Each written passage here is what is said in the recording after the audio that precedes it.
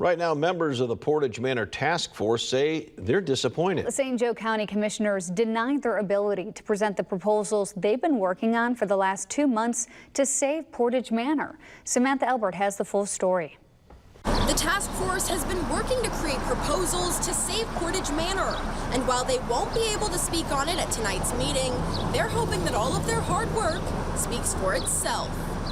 8 weeks ago, county commissioners voted to close Portage Manor. And since then, a task force of a couple dozen community members has come together to create viable proposals to save the residents. And I think there are details and minutiae that need to be explained per person that you can't really read. Thinking they'd be able to present those proposals at tonight's meeting. But county commissioners stated that won't be a possibility. They started this. They could have closed it 8 weeks ago, but they asked us. I think the feeling in the room is the individuals of the task force would say they were asked to do this. They gave up their weekends, they gave up their weeknights, they worked really hard over 8 weeks, and now the moment's come to produce their findings, and suddenly the commissioners are saying, you know, thanks but no thanks, just give us the piece of paper and we'll read it later. According to our reporting partners at the South Bend Tribune, Commissioner Carl Baxmeyer stated that a presentation was not necessary, as the commissioners, quote, can read.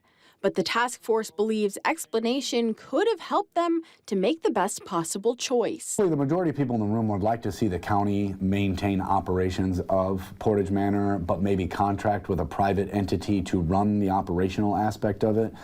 Along with that option, other submitted proposals include partnering with a private entity to take over operations with some funding from the county, or forming a nonprofit and transferring ownership to that nonprofit, or closing down the facility at that location and opening a new Portage Manor.